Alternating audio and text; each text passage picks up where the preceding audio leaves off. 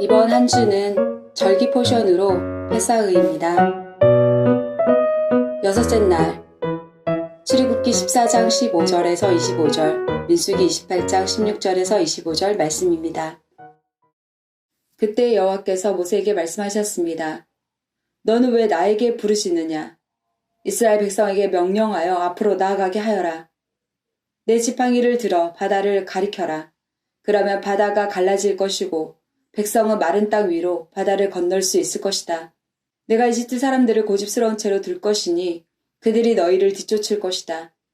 하지만 나는 파라오와 그의 모든 군대와 그의 전차를 모는 군인들과 전차들을 물리쳐서 영광을 받을 것이다. 내가 파라오와 그의 전차를 모는 군인들과 전차들을 물리쳐서 영광을 받게 되면 이집트 사람들도 내가 여호와라는 것을 알게 될 것이다. 이스라엘 백성들 앞에서 인도하고 있던 하나님의 사자가 이스라엘 백성의 뒤로 옮겨갔습니다. 그리고 구름 기둥도 이스라엘 백성의 앞에서 뒤로 옮겨갔습니다. 구름 기둥은 이집트 군대와 이스라엘 백성 사이에 섰습니다. 구름 기둥은 이집트 군대가 있는 쪽은 어둡게 만들고 이스라엘 백성이 있는 쪽은 환하게 만들었습니다. 그래서 밤새도록 이집트 군대는 이스라엘 백성을 따라잡지 못했습니다. 모세가 손을 들어 바다를 가리켰습니다. 여호와께서 밤새도록 강한 동풍을 일으키셔서 바닷물을 뒤로 밀어내셨습니다. 그리하여 바다를 마른 땅으로 바꾸어 놓으셨습니다. 바다가 둘로 갈라지고 마른 땅이 되었습니다. 이스라엘 백성은 마른 땅을 밟고 바다를 건넜습니다. 양쪽에는 바닷물이 벽을 이루고 있었습니다. 그러자 파라오의 말과 전차와 전차를 모으는 군인들이 이스라엘 백성을 뒤쫓아 바다로 들어왔습니다. 새벽이 되어 여호와께서 구름 기둥과 불 기둥 사이에서 이집트 군대를 보시고 이집트 군대를 어수선하게 하셨습니다. 여호와께서는 전차 바퀴를 벗겨서 굴러가지 못하게 만드셨습니다. 그래서 전차가 앞으로 잘 나아가지 못했습니다. 이집트 군인들은 이스라엘 사람들을 쫓지 말고 돌아가자 여호와가 그들 편이 되어 우리와 싸운다 하고 소리 질렀습니다. 여호와의 유월절은 첫째 달 14일이다. 무교절은 그달 보름에 시작된다. 무교절은 7일 동안 이어질 것이다. 너희는 누룩을 넣지 않은 빵인 무교병을 먹어라.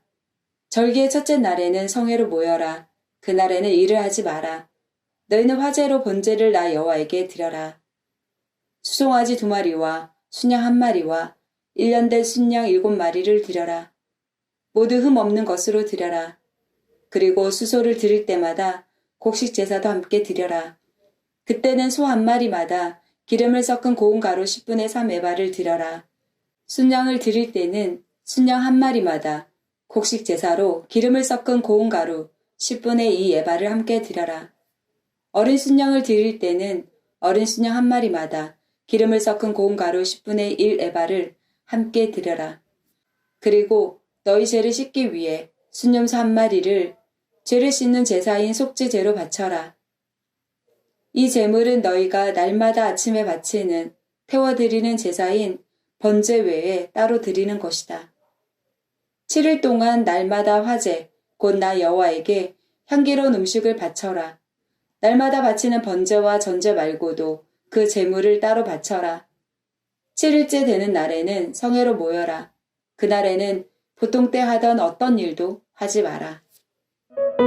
하프타라 사무엘하 22장 1절에서 51절 말씀입니다. 다윗이 여호와께 노래를 지어 불렀습니다. 다윗이 이 노래를 부른 때는 여호와께서 그를 사울과 다른 모든 원수들에게서 구해주셨을 때입니다. 다윗은 이렇게 노래했습니다. 여호와는 나의 바위, 나의 요새이시며 나의 구세주이시다. 나의 하나님은 나의 피할 바위이시며 나의 방패, 나의 구원의 뿌리시다. 주님은 나의 망대이시며 나의 피난처이시다. 주님께서 나를 해치려는 자에게서 구해주셨다. 찬송 받으실 여호와께 내가 부르짖으니 여호와께서 나를 원수에게서 구해주셨다.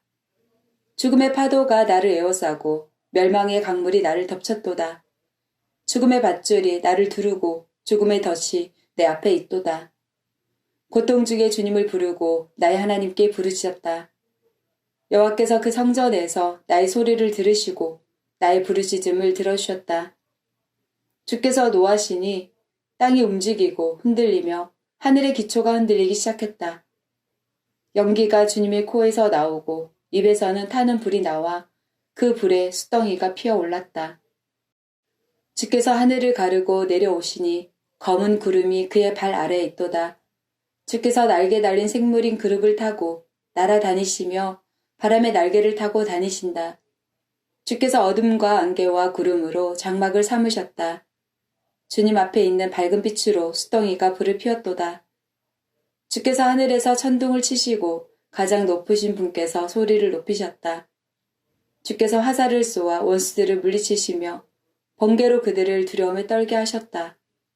주께서 강하게 말씀하시고 그 코에서 바람이 불어나오니 바다 밑이 나타나고 땅의 기초가 드러났도다. 주께서 하늘에서 내려오셔서 나를 붙드시고 깊은 물에서 나를 건지셨다. 내가 이길 수 없는 강한 원수들에게서 나를 구하시고 나를 미워하는 자에게서 나를 구하셨다.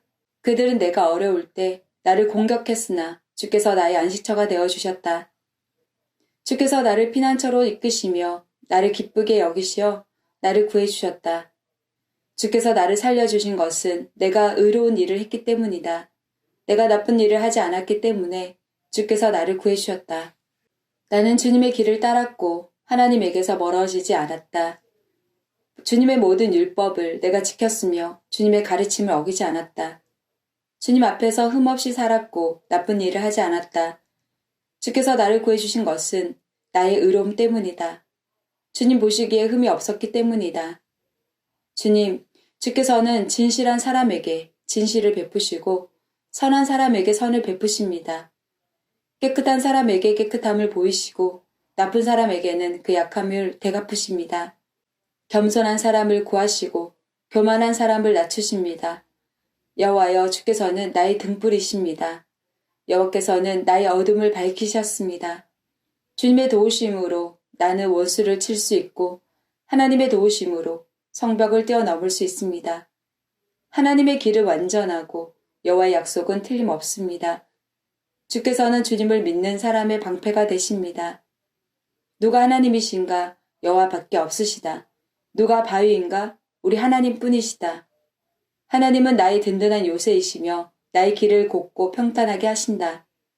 하나님께서는 나의 발을 사슴의 발처럼 만드셔서 높은 곳에서도 든든하게 세워주셨다. 내 손을 훈련시켜 싸울 수 있게 하시고 노새 활도 당길 수 있게 하신다. 주께서는 나에게 구원의 방패를 주시고 나를 도우셔서 큰 사람으로 만드셨다. 나에게 좀 더 나은 길을 주셔서 내 발이 미끄러지지 않게 하셨다. 나는 원수를 뒤쫓아 물리쳤고 그들이 멸망할 때까지 물러나지 않았다. 나는 그들을 부수고 멸망시켜 다시는 일어서지 못하게 하였다.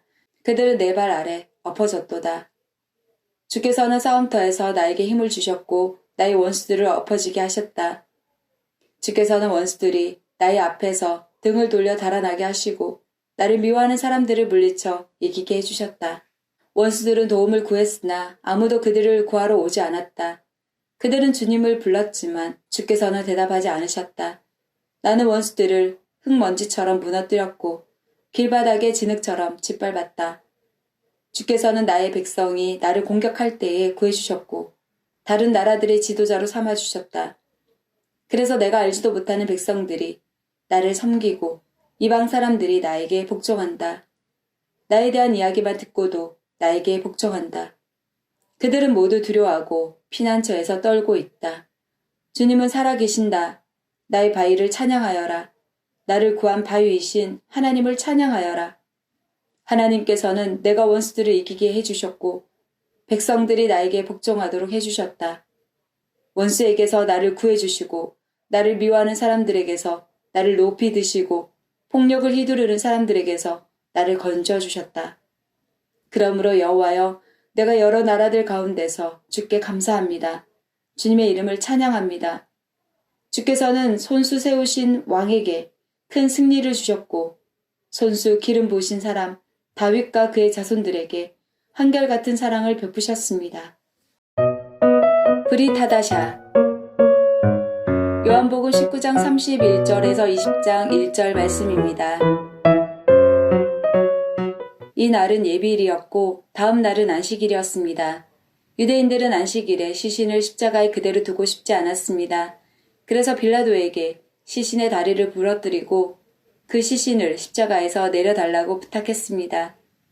군인들이 가서 예수님과 함께 못 박힌 첫 번째 사람의 다리와 또 다른 사람의 다리를 부러뜨렸습니다.